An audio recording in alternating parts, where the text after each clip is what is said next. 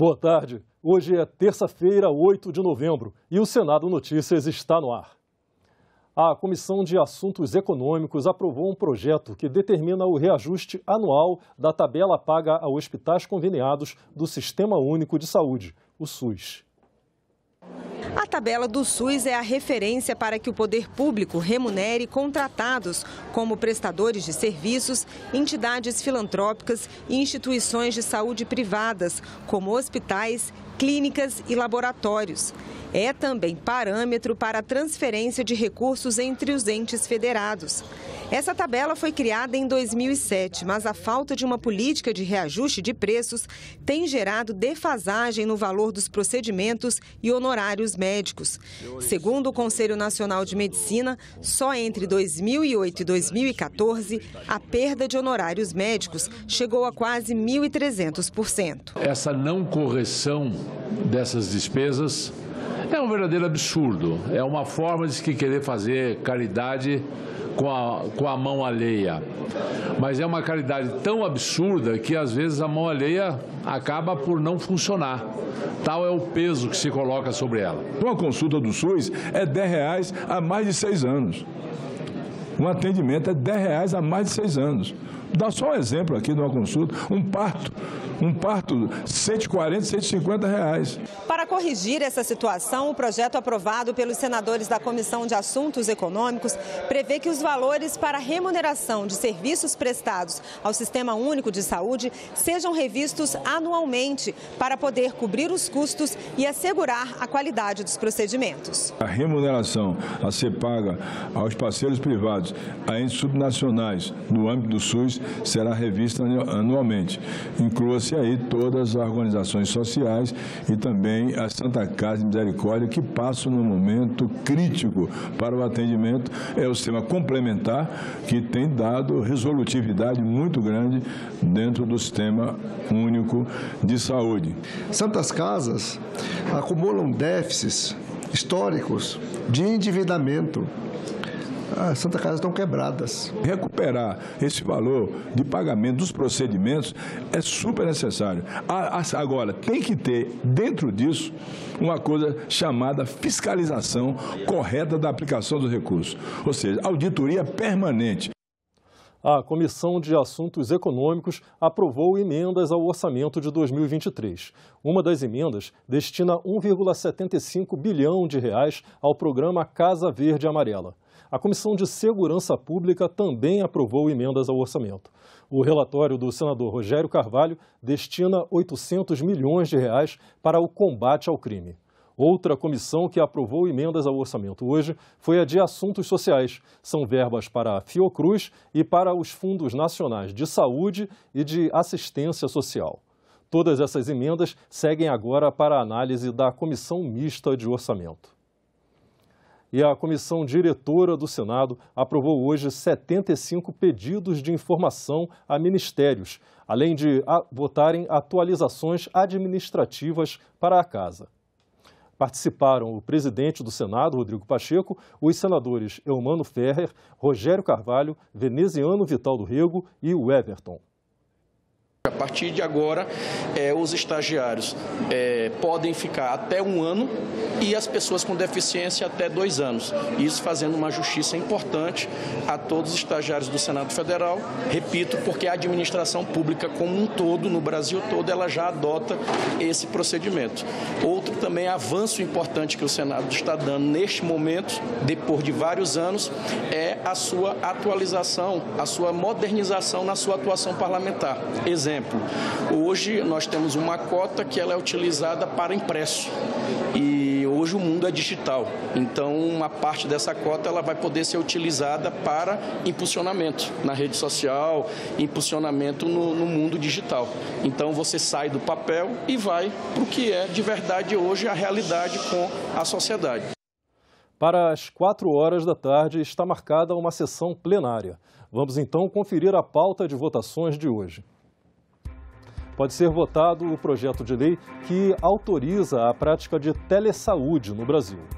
Os senadores também devem votar o texto que cria a Semana de Direitos Humanos nas escolas do país. a ser realizada em outubro e que propõe as cores verde e amarela como símbolo da comemoração.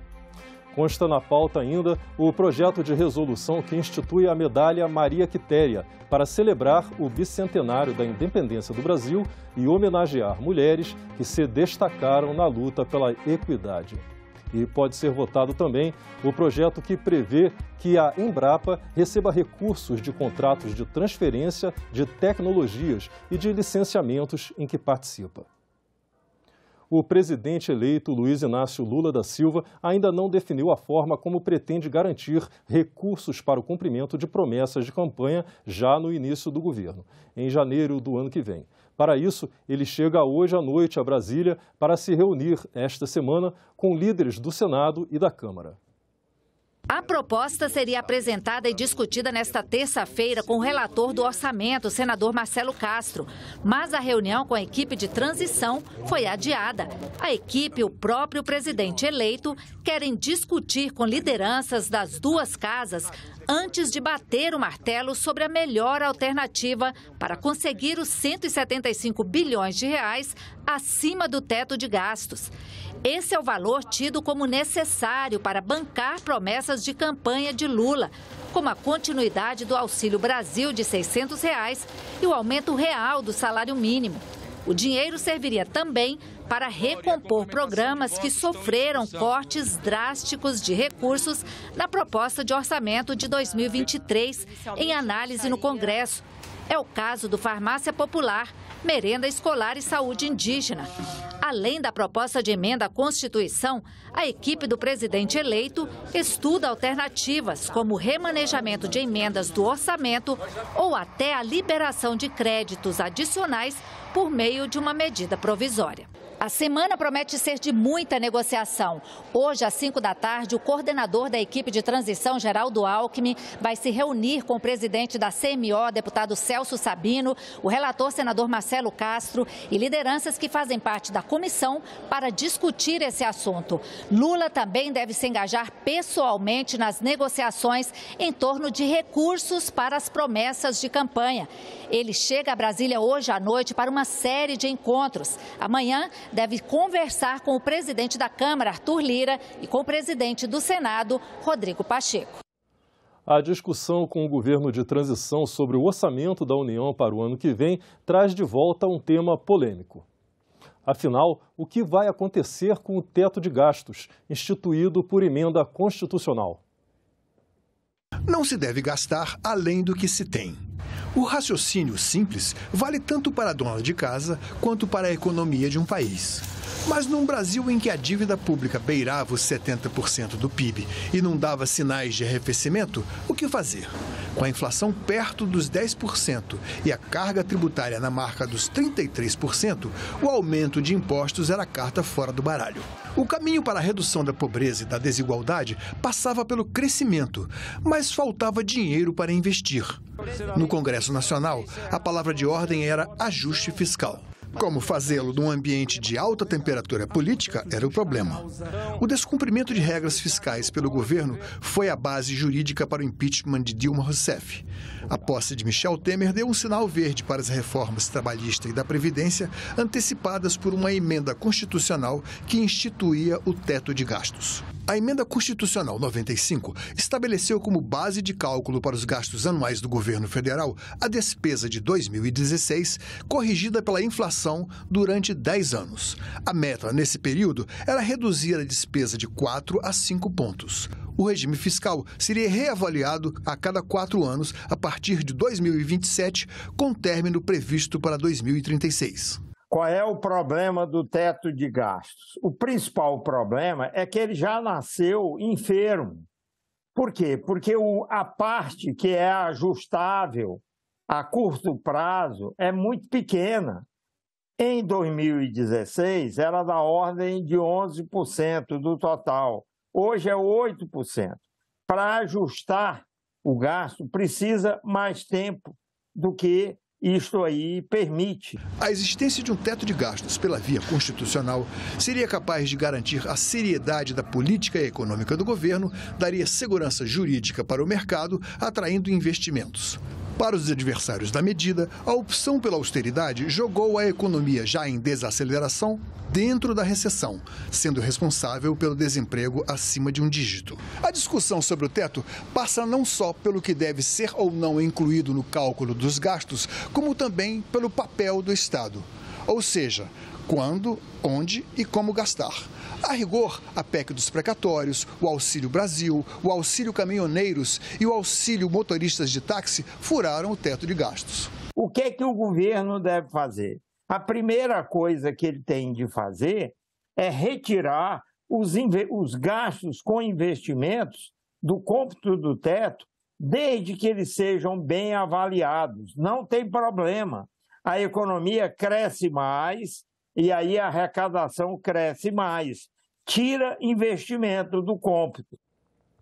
A Subcomissão Temporária para Acompanhamento da Educação na Pandemia debateu ontem formas de aumentar o investimento educacional nos próximos anos. O setor foi muito afetado com cortes no orçamento nos últimos exercícios. O objetivo do debate é contribuir para uma reflexão sobre o orçamento atual da educação. Se queremos acesso, permanência, conectividade, infraestrutura, recomposição da aprendizagem, como já foi debatido, isto depende do orçamento, dos recursos, da prioridade que se coloca para a educação no orçamento. O presidente da Associação Nacional de Pesquisadores em Financiamento da Educação apontou a redução de investimentos nas universidades como uma das questões mais graves do momento atual. Isso é dramático, né? Eram 4 bilhões lá em 2011 e agora 124 milhões para 69 universidades.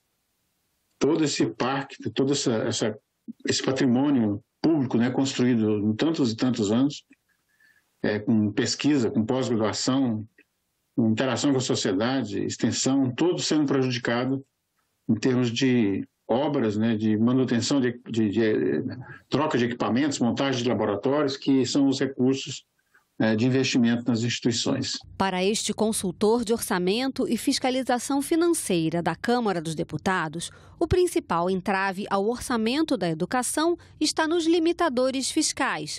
Entre eles, o teto de gastos, que vem restringindo a execução do orçamento. Na elaboração e execução dos orçamentos, existem condicionantes que restringem demais as despesas no caso específico da educação. As despesas obrigatórias, que definem um alto grau de rigidez dos orçamentos, né? Cerca de 92% das despesas primárias totais do orçamento são de natureza obrigatória. A lógica do teto de gastos impõe que um acréscimo em determinado setor só é possível reduzindo recursos de outros setores, coisa que a gente vem observando na educação. O terceiro debatedor frisou que não existirão melhores indicadores e situação educacional sem recursos. Segundo o economista, num período de 20 anos até 2005, houve melhorias substantivas nos resultados educacionais pelo aumento de recursos no setor, de 4% para 5% do PIB. Mas a restrição orçamentária nos anos seguintes teve grandes consequências. Aqui, o caso específico, né, e de fato que a gente observa, né, da grande derrapada, da grande restrição aos gastos das universidades, né, a educação superior, ela cai permanentemente e acho que é a que mais sofre nesse momento a restrição orçamentária dela de 51 bilhões em 2015 para 34 bilhões em 2023. Um resultado pífio. O chamado teto de gastos, emenda 95 da Constituição, limita por 20 anos a despesa do Executivo em valores de 2016, ou seja, os gastos ficam congelados por 2 décadas, corrigidos apenas pelo IPCA. O que a gente está vendo, a decadência, foi mostrado o número de alunos, 20 anos, uns 30 anos, como a gente cresceu. Não ficamos como queríamos, mas a gente cresceu no investimento em educação.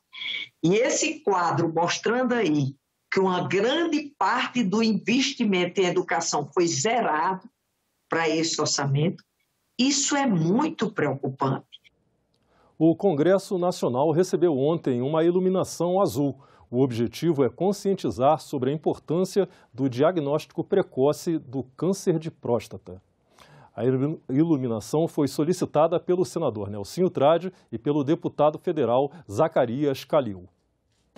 O câncer de próstata é o segundo mais comum entre os homens, atrás apenas do câncer de pele não melanoma. De acordo com o Instituto Nacional do Câncer, no ano passado foram registradas mais de 16 mil mortes em decorrência da doença, o que equivale a 44 mortes por dia. Do ponto de vista da faixa etária, estimativas feitas no Brasil mostram que a cada 10 pessoas com câncer, 9 têm mais de 55 anos, ou seja, é uma doença de adultos e idosos. Na fase inicial, a doença não apresenta sintomas específicos e, por isso, o diagnóstico é tão difícil. A campanha do Novembro Azul é importante para aumentar o engajamento da população masculina em busca de uma investigação precoce de câncer de próstata. Isso é feito por 2 exames relativamente conhecidos. Um primeiro é um exame de sangue, conhecido como PSA, é uma proteína que se eleva na vigência de um câncer de próstata, e o PSA é complementado com o toque retal. O toque retal, em geral, para detectar tumores que cursam sem a elevação do PSA. Então, são exames até o momento complementares. O senador Nelsinho Trade, que é médico urologista, solicitou uma sessão especial para celebrar a campanha e alertar os homens sobre a importância do diagnóstico precoce no sucesso do tratamento.